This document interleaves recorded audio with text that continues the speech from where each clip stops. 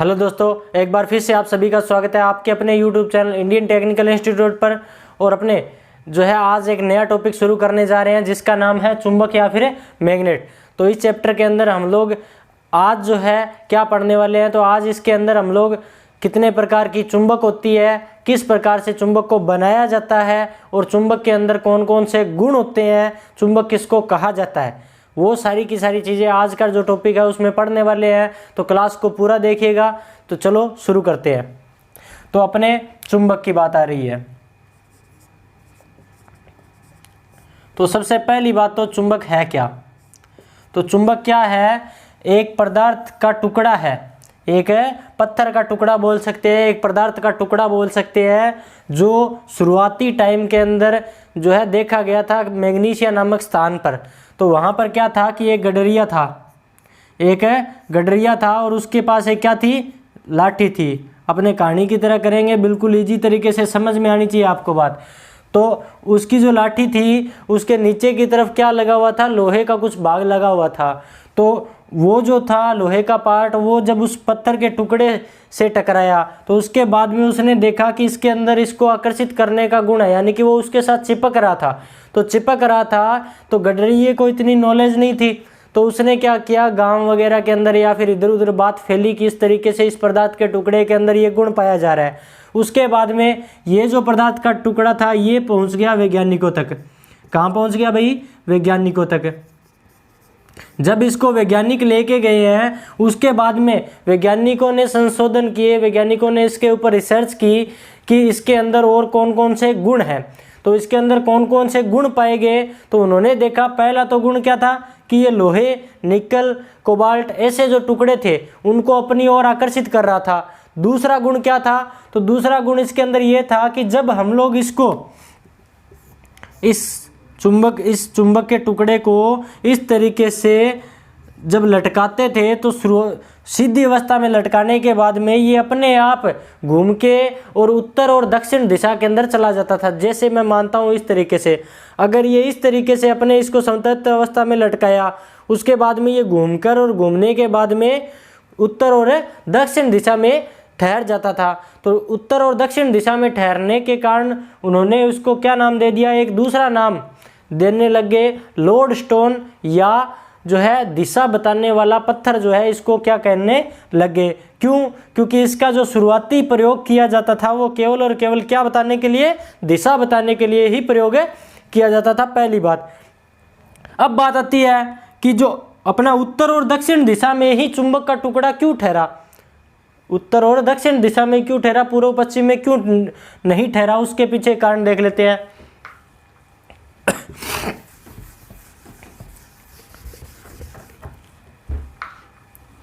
तो क्या होता है कि हमने सुना होगा कि आपकी जो पृथ्वी होती है वो भी आपकी एक क्या है? चुंबक की तरह काम करती है। आपकी जो पृथ्वी है वो भी एक चुंबक की तरह काम करती है, ठीक है। इसीलिए जो है आप जब भी इस टुकड़े को उत्तर और दक्षिण दिशा में इस तरीके से खड़ा करते हो तो क्या होता है कि चुंबक के अंदर कुछ गुण है जिनके बारे में अभी हम लोग आगे बात करने वाले हैं। तो उसमें से एक गुण है आकर्षण या प्रतिकर्षण का गुण। आकर्षण या प्रतिकर्षण का गुण।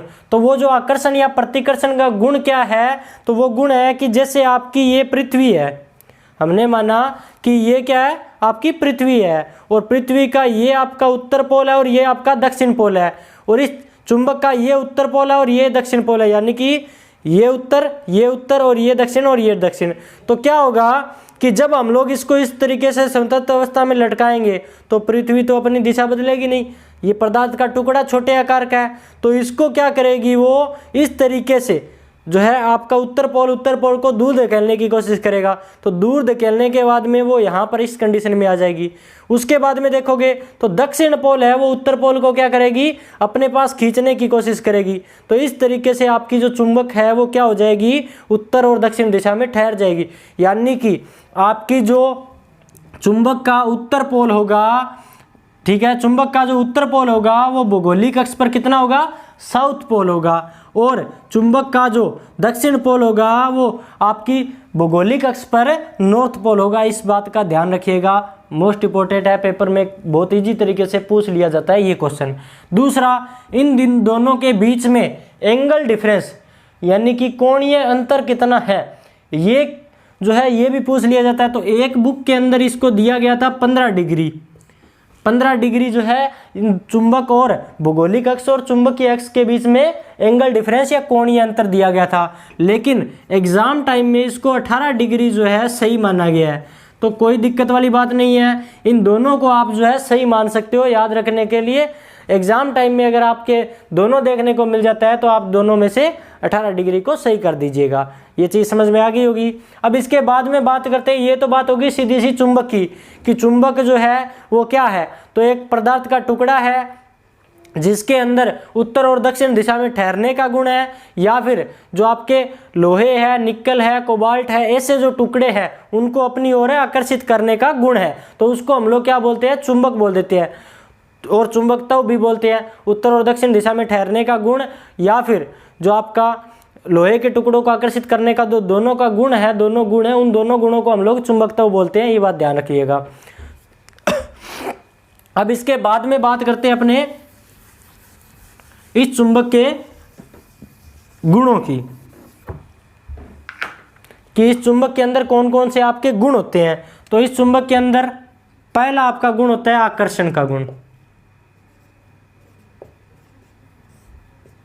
आकर्षण का गुण पहला आपका होता है आकर्षण का गुण। अपने देखते हैं बारी बारी से हर गुण को समझने की कोशिश करेंगे। आकर्षण का गुण क्या है, तो ये आपका एक चुंबक है, इसके दो पोल है, नॉर्थ और साउथ है। तो इस चुंबक के जब भी हम लोग यहाँ पर पास में इस जगह पे कोई भी लोहे के टुकड़ों को अपनी ओर अगर इसके ऊपर लेके जाएंगे तो वो क्या करेगी, चुंबक इसको खींचने की कोशिश करेगी। ध्यान रखिएगा, अगर यहाँ पर हम लोग कोई भी जो है पदार्थ जो है लोहे वगैरह है, निकल वगैरह है, कोबाल्ट है, उनको अगर अपने इस जगह पे लेकर जाने की कोशिश करेंगे तो उस टाइम ये जो रहेगी चुंबक है उन पदार्थों को अपनी ओर खींचने का गुण करेगी, यानी कि आकर्षण जो है वो उसके अंदर गुण पाया जाता है चुंबक के अंदर, पहला गुण। उसके बाद में दूसरा गुण है दिशात्मक गुण। दूसरा कौन सा है, दिशात्मक गुण।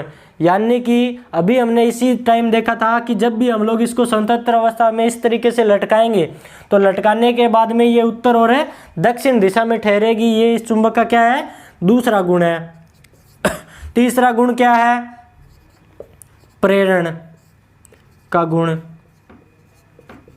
प्रेरण का गुण, तो प्रेरण का गुण क्या है, तो प्रेरण का गुण है कि आपकी जो चुंबक होगी उस चुंबक को अगर हम लोग इसी चुंबकीय पदार्थ का जो एरिया होगा, इस चुंबकीय पदार्थ का जो एरिया होगा उस एरिया में जब भी हम लोग यहाँ पर कोई पदार्थ का टुकड़ा लेंगे, जैसे लोहे का टुकड़ा लेंगे, तो उस लोहे के टुकड़े के अंदर भी कुछ ना कुछ क्या होंगे, चुंबक के गुण आ जाएंगे।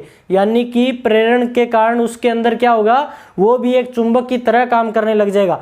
अब देखिए ये आपकी चुंबक है और इस चुंबक से आपने क्या किया, यहाँ पर इस जगह के ऊपर एक पदार्थ का टुकड़ा जोड़ दिया, लोहे का टुकड़ा जोड़ दिया यहाँ पर इतने इतने एरिया में। तो इतने इतने एरिया में लोहे का टुकड़ा जोड़ने के कारण ऐसे तो है नहीं कि ये जो साइड है यहाँ से आपका कोई पदार्थ है वो इस जो आपकी चुंबक होगी उसके ऊपर चिपकेगा नहीं, वो तो यहाँ से भी चिपकेगा। इसका मतलब क्या है कि ये जो पदार्थ का आपका टुकड़ा है, इस पदार्थ के टुकड़े में से भी आपकी जो चुंबक है वो बाहर की तरफ अपने गुणों को प्रसारित कर रही है, आकर्षण का गुण आगे भेज रही है। तो इसका मतलब क्या है कि उसके अंदर एक प्रेरण का भी गुण होता है कि उसके एरिया के अंदर अगर हम लोग कोई भी जो है पदार्थ का टुकड़ा लेकर जाएंगे तो उसके अंदर भी चुंबकत्व के गुण आ जाएंगे। ध्यान रखिएगा, ये तो हो गए 3 गुणों की बात। उसके बाद में चौथा गुण है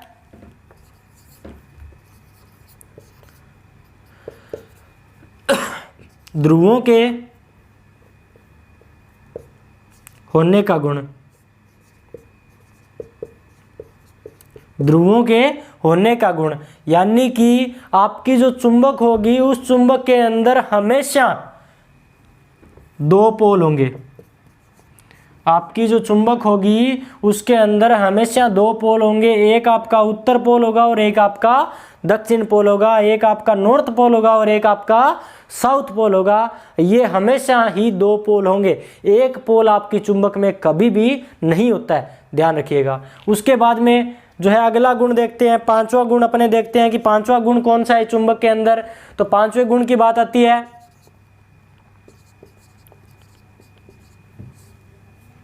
चुंबकत्व खोने का गुण।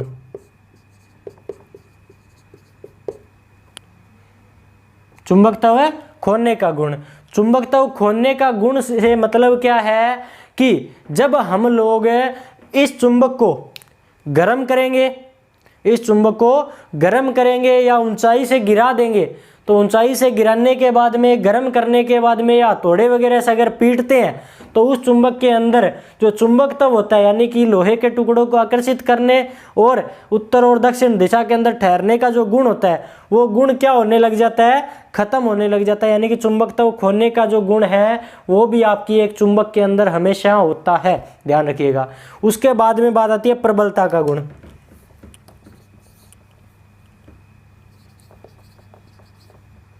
प्रबलता का गुण,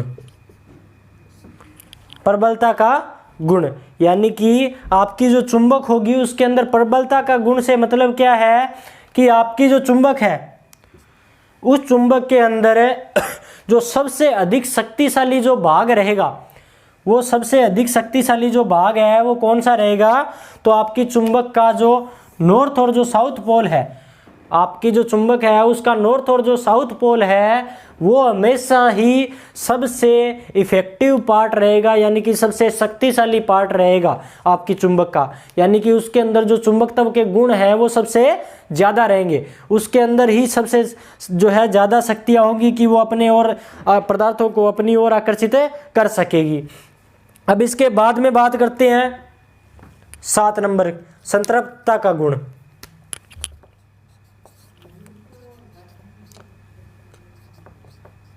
संतृप्तता का गुण, संतृप्तता का गुण, संतृप्तता का गुण क्या है कि इसके अंदर क्या हो, सैचुरेशन पॉइंट की बात हो रही है। संतृप्तता का गुण से मतलब है कि जब भी ये एक चुंबक जो होती है, ये पदार्थ जो हमने चैप्टर किया है उसके अंदर भी थोड़ी बहुत बात की थी कि ये कोई भी आपकी बाल्टी की तरह होती है। आप कोई भी आपका पदार्थ है वो पदार्थ आपका क्या होता है, एक बाल्टी की तरह होता है, या ये कोई एक बर्तन है उस बर्तन की तरह होता है। अब इस बर्तन के अंदर बात करते हैं, तो इस बर्तन में हम लोगों को पानी डालना है, तो पानी डालना है तो हम लोग जैसे जैसे इसको पानी से भरते जाएंगे तो ये धीरे धीरे करके भरता जाएगा।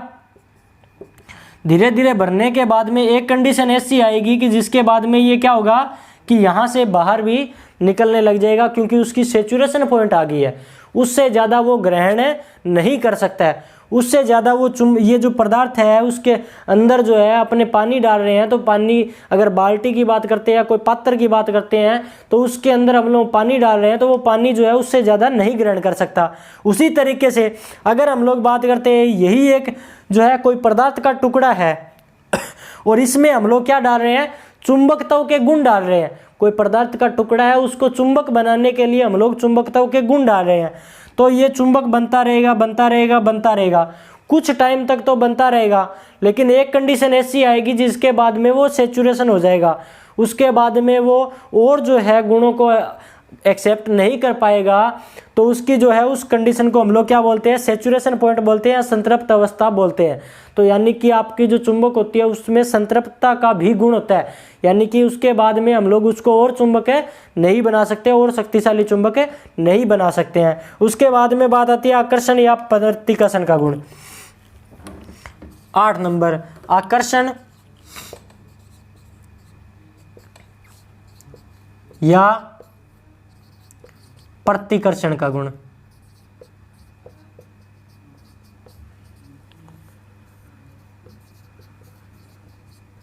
आकर्षण या प्रतिकर्षण का गुण, तो आकर्षण या प्रतिकर्षण का गुण से मतलब क्या है, ये तो आपकी एक चुंबक है, लेकिन इसी जगह पर मैं अगर आपकी दो चुंबक लेके आता हूं, कोई भी आपकी दो चुंबक लेके आता हूं जिसका N S और N, ये आपके दो दो पोल हो गए, नॉर्थ और साउथ पोल हो गए। तो इस चुंबक के अंदर क्या होता है कि आपकी जो नॉर्थ पोल होता है वो नॉर्थ पोल को हमेशा दूर धकेलता है, यानी कि नॉर्थ पोल और नॉर्थ पोल दोनों में प्रतिकर्षण रहेगा, यानी कि आपके जो दो समान पोल होंगे उन दो समान पोलों में क्या रहेगा, हमेशा प्रतिकर्षण का गुण रहेगा। जब हम लोग N पोल के साथ S पोल जोड़ देंगे, N पोल S पोल के पास में लेके आएंगे तो आकर्षण का गुण होगा, हमेशा आकर्षण का गुण होगा। यानी कि जब भी हम लोग इस मैग्नेट की बात करते हैं तो S पोल के अगर पास लेके जाएंगे, अगर इसी तरीके से मैं देखने की कोशिश करता हूं तो अगर मैं यहाँ पर N पोल से N पोल अगर पास लेके आता हूं तो वो क्या करेगा, दूर धकेलेगा। और अगर मैं इसी जगह पे N पोल के पास में S पोल लेके आता हूं तो वो क्या करेगा, खींचने की कोशिश करेगा या फिर आकर्षण करने की कोशिश करेगा। तो इसी गुण को हम लोग क्या बोलते हैं, आकर्षण या प्रतिकर्षण का गुण जो है आपकी एक चुंबक में होता है। तो अगर कोई नोट करना चाहता है तो स्टूडेंट नोट कर सकता है भाई। इसके बाद में अपने चुंबक जो है कितने प्रकार की है ये देख लेते हैं। तो अपनी जो चुंबक है उसको कितने प्रकार के अंदर डिवाइड किया गया, कितने प्रकार के अंदर बांटा गया है, कितने प्रकार से बनाया गया है, वो सारी की सारी चीज़ें अभी देखने वाले हैं।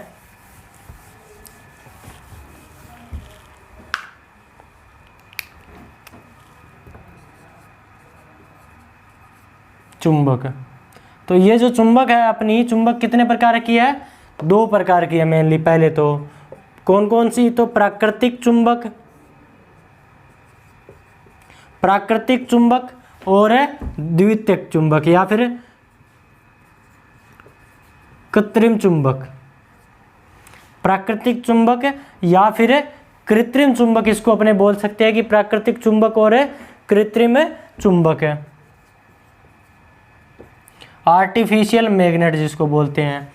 तो प्राकृतिक चुंबक जो अब तक जिसके बारे में हम लोगों ने बात की है कि एक गडरिये को जो लोहे का टुकड़ा के साथ में जो पदार्थ का टुकड़ा मिला था, उस पदार्थ के टुकड़े को हमने क्या बोला था कि एक चुंबक बोला था, या फिर मैग्नेटाइट बोला था, या लोड स्टोन बोला था। वो जो प्रकार था वो आपका किसका था, प्राकृतिक चुंबक का ही। उसको क्या बोला था हमने, मैग्नेटाइट।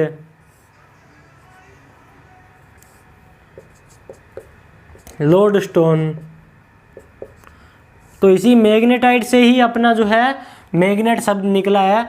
इसका जो रासायनिक नाम है वो क्या है, तो Fe3O4। मैग्नेट के बारे में भी पूछ लेता है तो इसका ये है रासायनिक नाम, ठीक है, Fe3O4। अब बात आती है ये कृत्रिम चुंबक क्या है। तो हमने देखा कि ये जो पदार्थ का टुकड़ा मिला था, इस पदार्थ के टुकड़े के अंदर जो गुण थे वो अपनी तरफ पदार्थों को अपनी ओर आकर्षित करने का या फिर उत्तर और दक्षिण दिशा के अंदर ठहरने का, वो जो सारे के सारे गुण थे वो सारे गुण इस चुंबक के अंदर क्या थे, कम थे।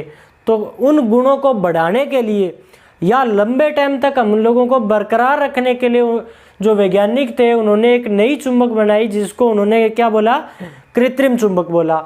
और इस कृत्रिम चुंबक को भी उसने दो तरीके से बनाया, स्थायी चुंबक, परमानेंट मैग्नेट, और अस्थायी चुंबक।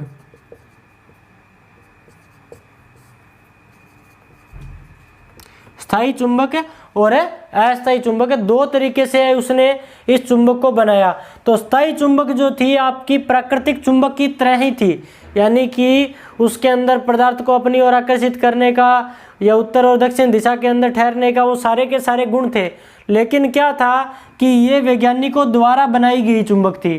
तो इसके अंदर क्या था कि इसके अंदर जो गुण थे उन गुणों को बढ़ाया गया, यानी कि उसकी जो शक्ति थी, जो पावर थी, उस पावर को क्या किया गया, बढ़ाया गया। ये लंबे टाइम तक जो है अपने गुणों को बरकरार रख सकती थी ये वाली जो चुंबक थी, स्थायी चुंबक। ठीक है, अब इसके बाद में इसके अंदर कौन कौन से आपके पदार्थ प्रयोग किए उन्होंने, तो इसके अंदर कोबाल्ट स्टील,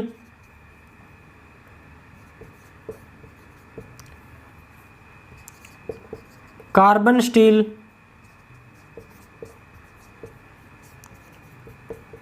पेपर में आता है इसका फौलाद, हाई कार्बन स्टील,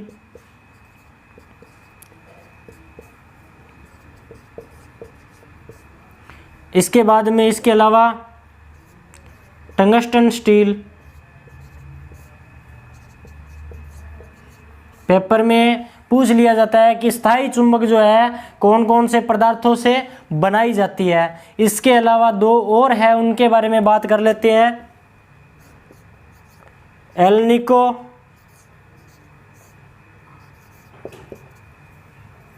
तो एल्निको और एल्कोनेक्स।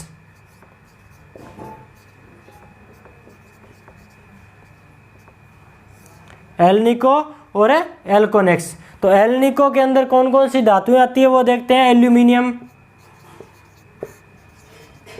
एल्यूमिनियम, निकल,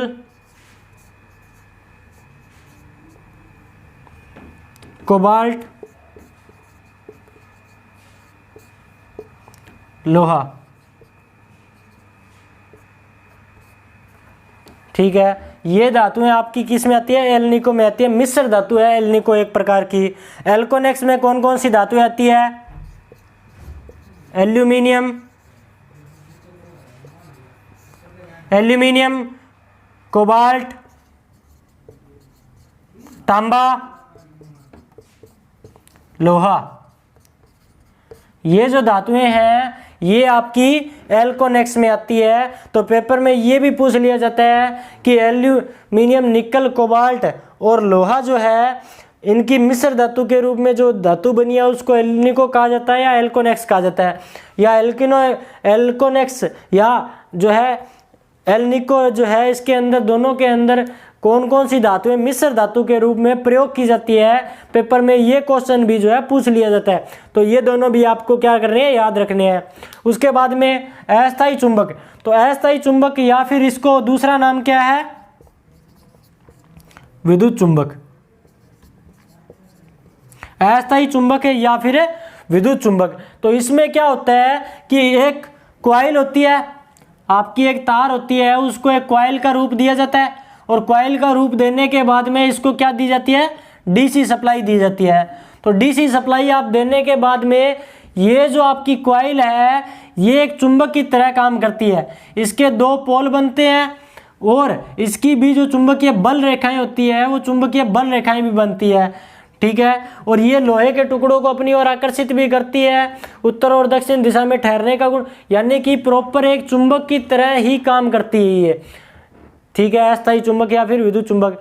लेकिन इसका जो चुंबकत्व का गुण है उस चुंबकत्व के गुण को हम लोग जब तक विद्युत सप्लाई दे के रखेंगे तब तक तो वो चुंबक बनी रहेगी और सप्लाई हटाने के बाद में वो एक तार का टुकड़ा रह जाएगी सीधा। ठीक है, तो इसीलिए उसको विद्युत चुंबक बोला जाता है, क्योंकि हम लोग जब तक विद्युत सप्लाई देंगे तब तक तो वो एक चुंबक रहेगी और एक विद्युत सप्लाई हटाने के बाद में वो एक केवल और केवल क्या रहेगी, तार का टुकड़ा रह जाएगी। इसके बाद में जब अस्थायी चुंबक बना ली थी तो अस्थायी चुंबक बनाने की ज़रूरत क्यों पड़ी। तो अस्थायी चुंबक बनाने के बाद में आप देखोगे तो स्थायी चुंबक जो है वो भी एक निश्चित वैल्यू की है, क्योंकि मैंने अभी बताया कि संतृप्तता, ठीक है, सैचुरेशन पॉइंट जो है अभी वो अपने एक पदार्थ के अंदर एक गुण होता है जिसके अंदर क्या होता है कि हम लोग इस अगर पदार्थ को टुकड़े को चुंबक बनाना है तो इस टुकड़े को चुंबक बनाने के लिए हम लोग इसके अंदर चुंबक के गुण डालते रहेंगे। तो जितने गुण हम लोग इसमें डालते रहेंगे तो एक कंडीशन के बाद में ये संतृप्त अवस्था में पहुंच जाएगा। उसके बाद में ये जो है चुंबक के और गुणों को ऑब्जर्व नहीं कर पाएगा। ठीक है, तो ऑब्जर्व नहीं कर पाएगा इसका मतलब क्या है कि अब ये सैचुरेट है, इसके बाद में और चुंबक नहीं बना सकते। तो इस टुकड़े से अगर हम लोगों को ज़्यादा बल की चुंबकीय बल रेखाएं चाहिए या ज़्यादा शक्तिशाली चुंबक चाहिए, तो उसके लिए क्या करना होगा, इसके साथ में जो पदार्थ का जो टुकड़ा है उसका साइज़ बढ़ाना पड़ेगा। तो पदार्थ के टुकड़े का जब मैं साइज़ बढ़ाऊंगा तो इसका मतलब क्या है, जहाँ पर भी मेरे को ये यूज़ करना है, ये चुंबक जहाँ पर भी मुझे यूज़ करना है उस चीज़ का साइज़ भी बढ़ जाएगा।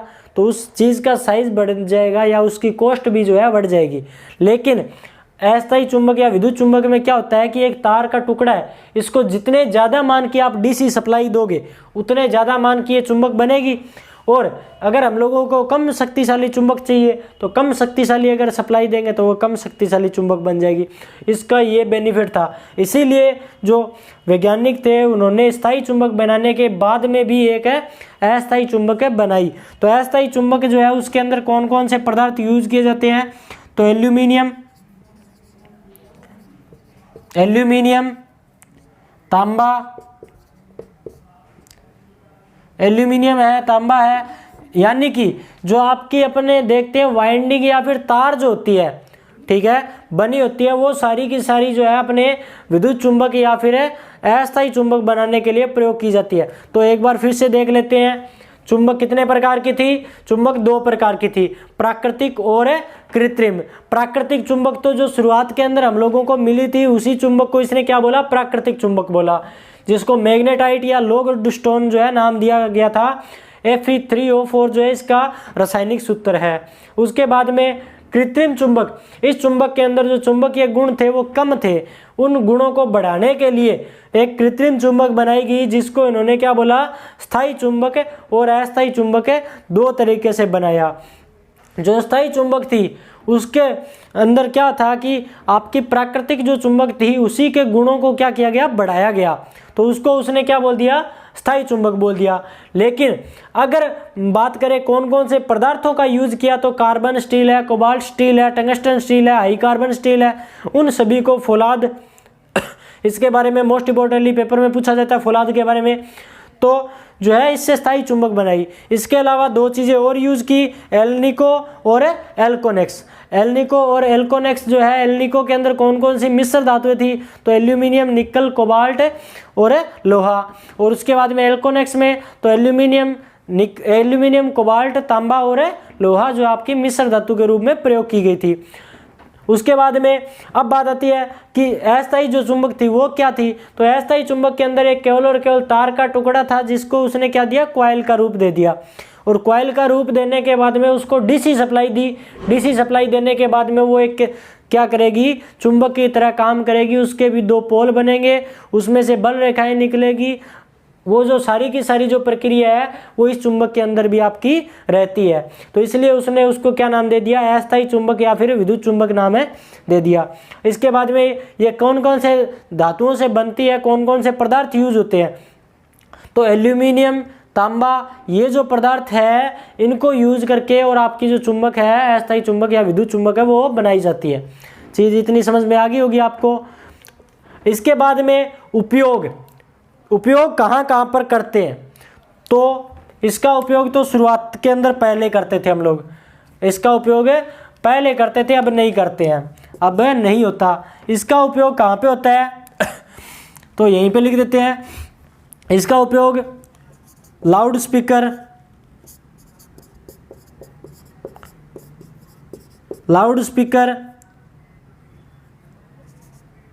आपके ईयरफोन, यानी कि जहाँ पर आप अगर देखते हो कि एक सीधी चुंबक के रूप में रेडियो वगैरह के अंदर वो सारी के सारे जो चीज़ें हैं उनके अंदर आपकी स्थायी चुंबक प्रयोग की जाती है। अस्थायी चुंबक कहाँ पर प्रयोग की जाती है, तो आपकी अस्थायी जो चुंबक है वो विद्युत घंटी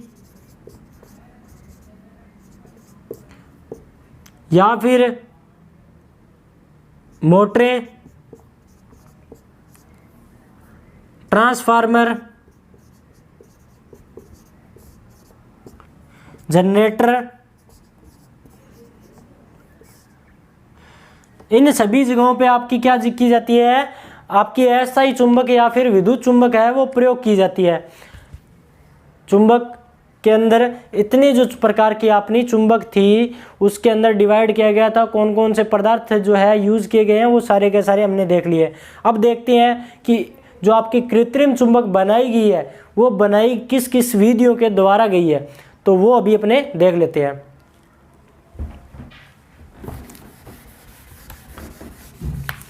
लेकिन इसमें से पेपर में जो है ध्यान रखिएगा क्वेश्चन नहीं आते हैं, लेकिन फिर भी टॉपिक है अपने चल रहा तो उसके अंदर कोई भी चीज़ छोड़ेंगे नहीं, सारा का सारा टॉपिक है उसको कवर करने की कोशिश करेंगे।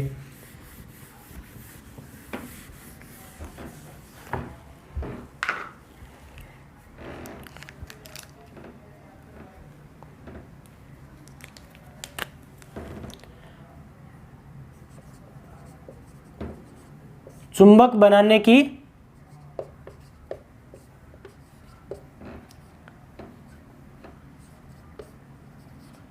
विधियां, चुंबक बनाने की विधियां।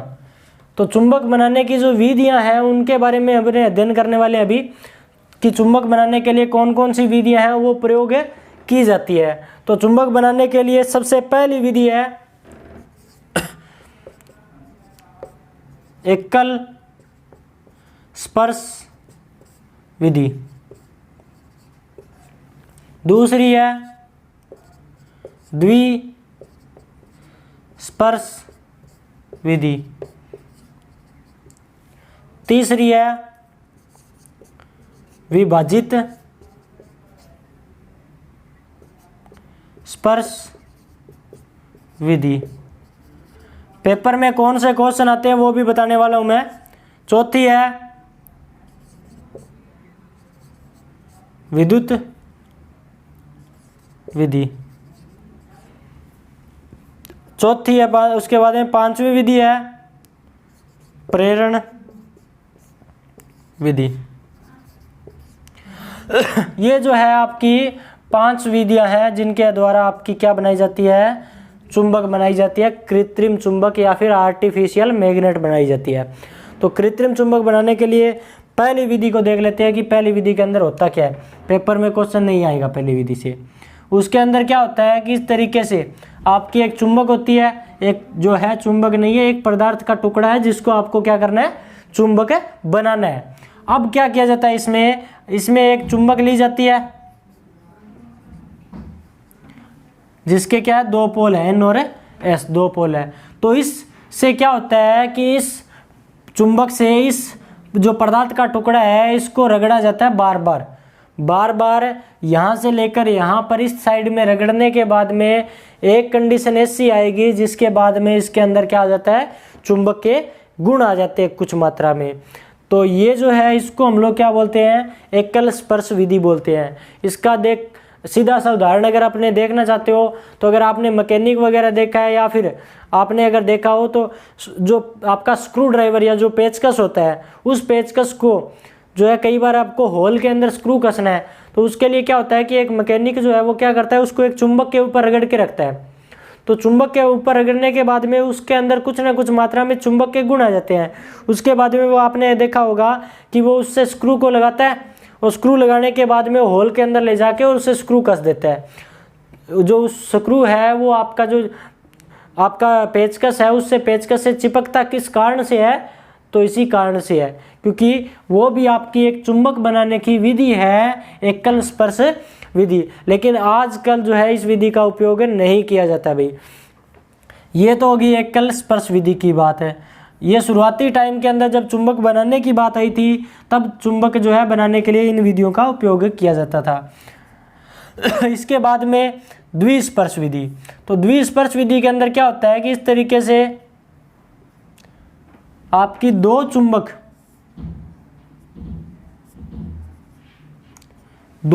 जो है इस तरीके से आपकी लेकर और आपकी जो पदार्थ का टुकड़ा है उसको दोनों साइड से रगड़ा जाता है और रगड़ने के बाद में बीच के अंदर ही आकर जो है खत्म किया जाता है। तो इससे भी आपकी जो चुंबक है वो बनाई जाती है, तो उसको क्या बोल दिया जाता है, द्विस्पर्श विधि। उसके बाद में ये अगर बीच में नहीं होता है और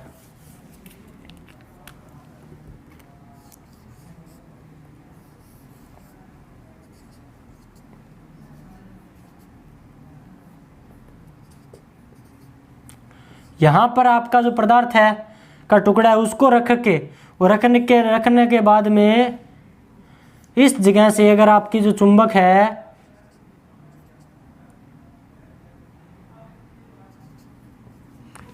उसको रगड़ा जाए तो उस विधि को क्या बोला जाता है, विभाजित स्पर्श विधि। इसका भी उपयोग आजकल आमतौर पर नहीं किया जाता है भाइयों, ठीक है। उसके बाद में चौथी विधि कौन सी है, चौथी विधि है कि इसके अंदर आपको मैंने अभी बताया कि आप एक कॉइल को सप्लाई देते हो,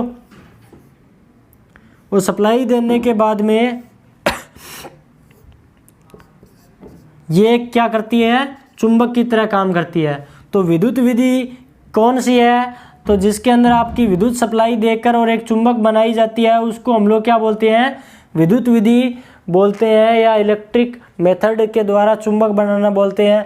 अगर इसी चुंबक की आपको अगर क्षमता बढ़ानी है, यानी कि इसकी जो क्वालिटी है, इसकी जो शक्ति है वो बढ़ानी है कि ये और शक्तिशाली चुंबक बने, तो उसके लिए क्या किया जाता है कि इसके अंदर एक जो है रोड डाल दी जाती है लोहे वगैरह की, जिससे इसकी जो पावर है वो पावर भी क्या हो जाती है, बढ़ जाती है। तो इसको हम लोग क्या बोलते हैं, विद्युत विधि या फिर प्रेरण विधि भी बोल सकते हैं। उसके बाद में बात करते हैं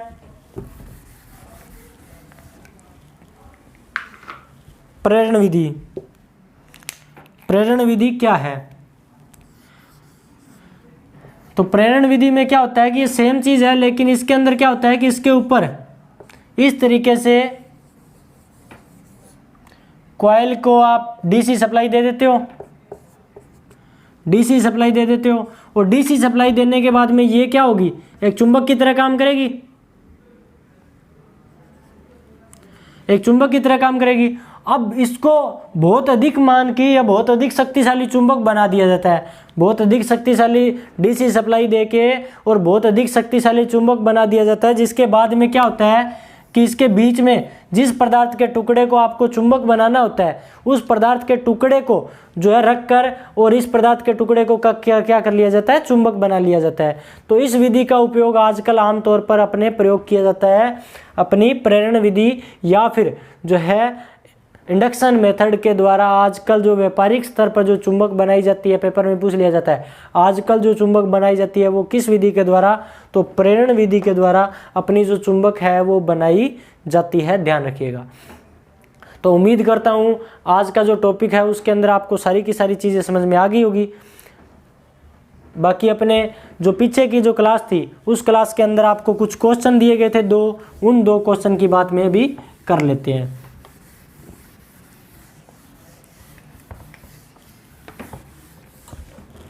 तो पहला आपका जो प्रश्न है वो पिछली क्लास के अंदर क्या था कि विद्युत शक्ति के तीनों सूत्र बताइए, विद्युत शक्ति के तीनों सूत्र बताइए। ये आपको पिछली क्लास के अंदर कमेंट सेक्शन के अंदर कमेंट करना था। तो विद्युत शक्ति के तीनों सूत्र क्या है भाई, तो P बराबर VI पहला सूत्र, उसके बाद में P बराबर I स्क्वायर R दूसरा सूत्र, तीसरा P बराबर V स्क्वायर बटा R। ये जो है तीन आपके क्या थे, विद्युत शक्ति यानी कि पावर के तीनों सूत्र थे। ये आपके कमेंट सेक्शन के अंदर आपको कमेंट करने थे। उसके बाद में दूसरा क्वेश्चन था इलेक्ट्रॉन की खोज किसने की है, तो दूसरा क्वेश्चन था इलेक्ट्रॉन की खोज किसने की है, तो बताना था आपको कमेंट सेक्शन के अंदर, पिछली क्लास के अंदर करवाया हुआ क्वेश्चन है। तो जे थॉमसन, जे थॉमसन ने आपका जो आपका इलेक्ट्रॉन है, इलेक्ट्रॉन की क्या की है, खोज की है। ये आपको कमेंट सेक्शन के अंदर कमेंट करना था, पिछली क्लास के अंदर करवाया हुआ क्वेश्चन है। उसके बाद में आज का आपका जो पहला क्वेश्चन है वो क्या है, तो lead acid cell, lead acid cell की वोल्टेज का मान कितना होता है, ये आपको जो है कमेंट करना है। तो जल्दी से जल्दी अभी कमेंट कर दीजिए। उसके बाद में दूसरा आपका क्वेश्चन क्या है, तो दूसरा क्वेश्चन है कि व्हाइट स्टोन ब्रिज का उपयोग कहाँ पर या फिर किस लिए किया जाता है। तो पेपर में क्वेश्चन पूछा गया क्वेश्चन है ये DRDO और DMRC के क्वेश्चन के पेपर के अंदर, तो आपसे वही क्वेश्चन पूछा गया कि व्हाइट स्टोन ब्रिज का उपयोग किस लिए किया जाता है। तो कमेंट सेक्शन के अंदर कमेंट करना है, तो जल्दी से जल्दी कर दीजिए, आपको करवाया हुआ क्वेश्चन है। तो क्लास कैसी लगी है लाइक कमेंट और शेयर करके हमें ज़रूर बताएं। और आने वाली क्लासों के लिए चैनल को आपने अभी तक सब्सक्राइब नहीं किया तो सब्सक्राइब कर लीजिए और बेल आइकन को प्रेस कर दीजिए। मिलते हैं आपसे चुंबक की अगली क्लास में, तब तक के लिए जय हिंद जय भारत।